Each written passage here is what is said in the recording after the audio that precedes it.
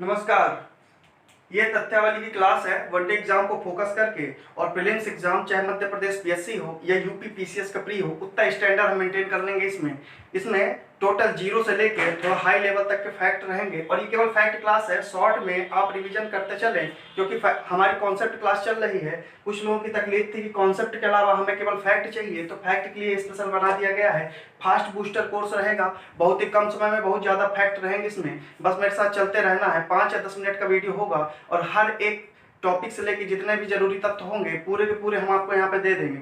सबसे पहले समझते हैं शुरुआत कहाँ से करनी है। मध्यकालीन भारत जो कि सबसे रुचिकर टॉपिक है वहाँ से हम शुरुआत कर रहे हैं क्योंकि प्राचीन भारत हम कॉन्सेप्ट में ले रहे हैं, इसलिए मध्यकालीन भारत के बारे में एक पॉइंट ऑफ व्यू भी बन जाएगा आपका और जब कॉन्सेप्ट पढ़ेंगे तो वहाँ से आप पकड़ भी पाएंगे। तो देखिए मध्यकालीन भारत की शुरुआत कहाँ से होती है। मध्यकालीन भारत की शुरुआत वहाँ से होती है जब भारत में मुस्लिम आक्रमण होते हैं। मुस्लिम आक्रमण कब होते हैं? 712 जो हम प्रमाणिक समय मानते हैं जब भारत में मुस्लिम आक्रमण हुआ, यानी अरबियों ने आक्रमण किया जिनमें मोहम्मद बिन कासिम प्रमुख थे।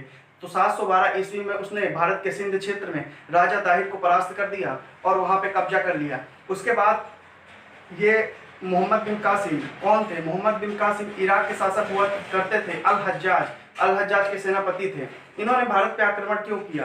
क्योंकि राजा दाहिर के समय जो अरब सागर का क्षेत्र है तो वहां से इराक जाया करता था, माल जाया करता था जहाजों में, लेकिन राजा दाहिर के समय उन्हीं के इलाकों के लुटेरों ने उस जो मूल्यवान माल था, मूल्यवान उसमें हीरे जवाहरात जितनी चीजें व्यापार की जाती थी वो सब लूट लिया। राजा दाहिर से इराक के शासक अल हज्जाज ने कहा कि आप हमारा जो माल है वो हमें लौटा दीजिए, नहीं तो हम आप पे आक्रमण कर देंगे।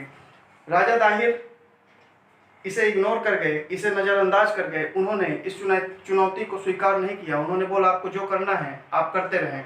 अब देखिए उसके बाद क्या हुआ। हुसैन और अब्दुल्ला नामक दो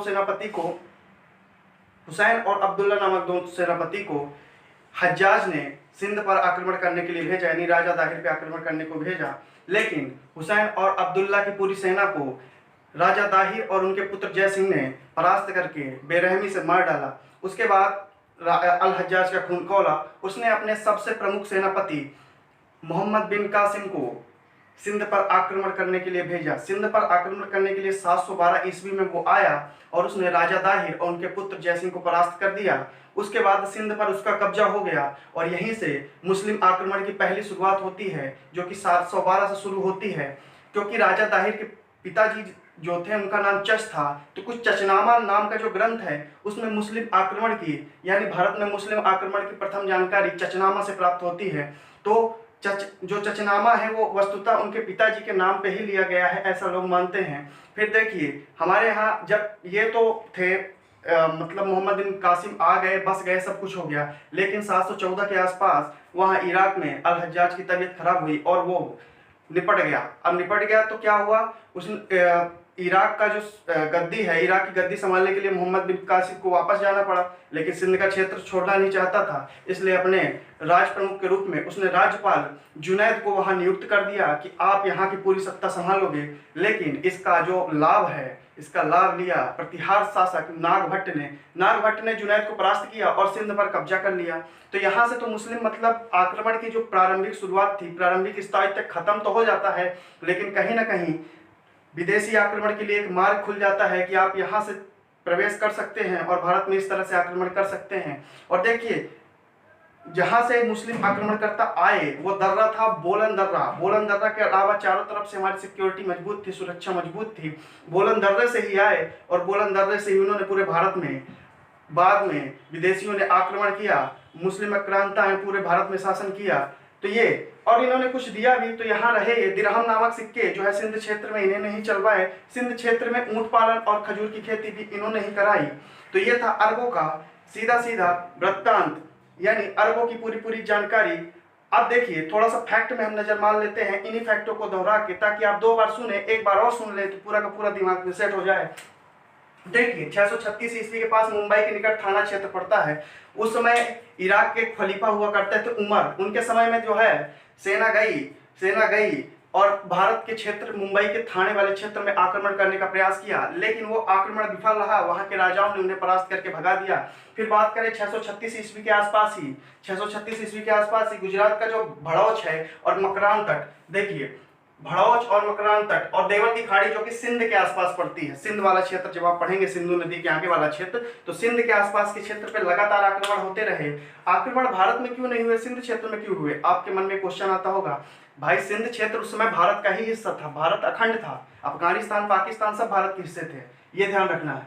तो ये देखिए असफल आक्रमण ये भी हुआ, आक्रमण तो असफल हुआ, लेकिन इसने विदेशी आक्रमण के लिए, विदेशी सरजमी तैयार करने के लिए एक द्वार खोल दिया, जिसका लाभ बाद में लिया इराक, जिसका इराक के एक आक्रमणकर्ता इब्न अल अरिहल, इब्न अल अरिहल बिठहरी कहते हैं इन्हें, इब्न अल अरिहल बिठहरी कहते हैं इन्हें, इन्होंने आक्रमण किया और मकरान तट जो कि सिंध के आसपास पड़ता था, मकरान तट पर अस्थायी कब्जा कर लिया। और फिर कुछ समय बाद हालांकि इन्हें भागना पड़ा, लेकिन विदेशियों के प्रवेश के लिए, आक्रमणकारियों के प्रवेश के लिए, मुस्लिम आक्रांताओं के प्रवेश के लिए एक मार्ग प्रशस्त हुआ, एक मार्ग खुला, जिसका बाद में शासक अल हजाज ने पूरा लाभ लिया, मोहम्मद बिन कासिम ने पूरा लाभ लिया। तो देखिए अरबों पे सिंध विजय की जानकारी हमें चचनामा से मिलती है, महत्वपूर्ण फैक्ट है, इसको नोट कर लीजिएगा। और ये जो इराक के राजा हज्जाज थे, उन्हें तो आप जानते हैं, इराक के राजा हज्जाज ने मोहम्मद बिन कासिम को भेजा। ये मोहम्मद बिन कासिम उनका दामाद और भतीजा दोनों था, ये भी पॉइंट नोट कर लीजिए कि ये दामाद और भतीजा दोनों था। फिर इसके बाद ये बोलन दर्रा से आक्रमण हुआ। बोलन दर्रा जम्मू कश्मीर के आसपास वाला क्षेत्र पढ़ेंगे, वहां से एक दर्रा पड़ता था जहां से ही केवल आ सकते थे, बाकी पूरा क्षेत्र तो कहीं पूरा एक साइड से पानी से सुरक्षित था, जल से सुरक्षित था, तो दूसरा पहाड़ी एरिया से एक दर्रा ही मिल पाया, बोलन दर्रा जम्मू कश्मीर के आसपास से, जहां से ये सिंध में प्रवेश कर गए और अरब आक्रमण वहीं से हुए। और बाद में विदेशी भी यहीं से आए, जब तक जल मार्ग से आक्रमण की खोज नहीं हुई, वास्को डी गामा जब तक नहीं आया, तब तक विदेशी जो है केवल बोलन दर्रे से ही भारत में आते रहे हैं। फिर देखिए मोहम्मद बिन 712 में इसने क्या किया, 712 हुसैन और अब्दुल्ला तो गए, हुसैन और अब्दुल्ला गए और मर गए, परास्त हो गए। राजा दाहिर और उनके पुत्र जयसिंह ने इन्हें मार डाला। अब जो अल हज्जाज थे इराक के शासक, उनका खून खौला, उसने अपने सबसे प्रमुख सेनापति सेनापति को भेजा, सेनापति मोहम्मद बिन कासिम को भेजा कि जाइए राजा दाहिर को परास्त कीजिए। सेनापति गए, राजा दाहिर को बहुत ही वीरता से परास्त किया और वहां के पूरे क्षेत्र में कब्जा कर लिया। वहीं से मुस्लिम आक्रमण की पहली शुरुआत मानी जाती है। तो लिखिए मुस्लिम आक्रमण की पहली शुरुआत 712 ईस्वी में मानी जाती है। और इसका पूरा वृत्तांत एक ग्रंथ में लिखा गया है, चचनामा, क्योंकि जो राजा दाहिर के पिताजी थे उनका नाम था चच, इसलिए इसका पूरा वृत्तांत एक ग्रंथ में लिखा गया है, चचनामा में। तो पहली बात तो रही है। फिर देखिए जुनैद, ये 714 ईस्वी के आसपास 2 साल तक मोहम्मद बिन कासिम भारत में टिके रहे और 2 साल बाद सिंध क्षेत्र से उन्हें वापस जाना पड़ा, एक बहुत ही गंभीर समस्या के कारण, क्योंकि इराक के जो शासक थे अल हज्जाज, वो अचानक ही तबीयत खराब के कारण खत्म हो गए, उनका देहांत हो गया। तो वहां पे जाना उन्हें जरूरी हो गया, क्योंकि वहां की सत्ता उन्हें संभालनी थी, राजनीतिक उठक पटक वहां शुरू थी। तो यहाँ भी वो क्षेत्र छोड़ना नहीं चाहते थे। अपने सबसे प्रमुख राज्यपाल, राज्य के प्रमुख के रूप में राज्यपाल, उन्होंने जुनैद को यहाँ नियुक्त कर दिया। तो लिख लीजिए जुनैद इनके राज्यपाल थे जो सिंध क्षेत्र में नियुक्त हुए। अब जुनैद को दे दिया। जुनैद की सत्ता कमजोर थी, प्रतिहार शासक नागभट्ट ने इसका लाभ लिया और जुनैद को परास्त कर दिया। तो लिख लीजिए कि जुनैद को नागभट्ट ने परास्त कर दिया, जुनैद को नागभट्ट ने परास्त कर दिया। और देखिए यहाँ से जो है अरब शासन की जो बागडोर थी तो वहां से खत्म तो हो गई, लेकिन कहीं ना कहीं बाद में मुस्लिम आक्रांताओं के लिए एक मार्ग प्रशस्त हुआ। उन्हें जानकारी प्राप्त हुई कि इस दर्रे से जाया जा सकता है और भारत में समय समय पर आक्रमण किया जा सकता है। तो विदेशी आक्रमण के लिए इसने जगह बना दी। अरबों ने हमें क्या दिया? अरबों ने हमें दिरहम सिक्के दिए। प्राचीन कालीन सिक्कों को दिरहम सिक्के अरब की भाषा में कहते थे। जैसे अपने यहाँ आहा सिक्के चलते थे, वैसे असम में जो सिक्के अरब के जो सिक्के चलते थे, दिरहम सिक्के चलते थे, वो भी संकेत आधारित होते थे। उसकी चर्चा हम डिटेल में पढ़ेंगे।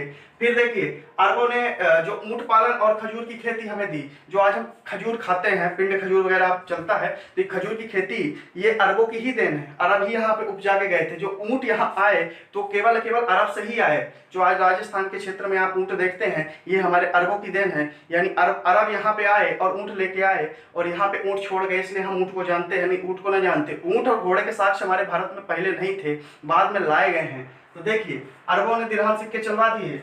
तो बात रही है लगभग, इसका पोस्टमार्टम पूरा हो गया है। अब देखिए हम आगे क्या पढ़ेंगे, हम पढ़ेंगे आगे मोहम्मद महमूद गजनवी के बारे में, सभी महत्वपूर्ण डेटा, सभी महत्वपूर्ण तथ्य। ये तो केवल था प्रारंभिक परिचय, ये भी बहुत महत्वपूर्ण है। एक दो क्वेश्चन कभी कभी इससे बनने की संभावना रहती है और बनते ही हैं, लेकिन महमूद गजनवी से एक क्वेश्चन तो हर एग्जाम में फिक्स रहता है कि वो आता ही आता है, चाहे 1 साल में आए या 2 साल में आए या 3 साल में आए, लेकिन एक क्वेश्चन तो फिक्स रहता है महमूद गजनवी से। ज्यादातर जो कॉम्पिटेटिव वनडे एग्जाम है, चाहे प्रीलिम्स हो मध्य प्रदेश पीएससी का, चाहे यूपी पीसीएस का, या वनडे एग्जाम में एसएससी का हो, रेलवे का हो, एनटीपीसी का हो, व्यापम का हो, एमपीएसआई का हो, यहाँ से क्वेश्चन जरूर बनते हैं। तो महमूद गजनवी के बारे में हम आगे के लेसन में पढ़ेंगे, क्योंकि ये फास्ट ट्रैक क्लास है। हमारा उद्देश्य बहुत कम समय में बहुत सारा डेटा प्रोवाइड कर देना है, इसलिए हम अगली बार इसको पढ़ेंगे।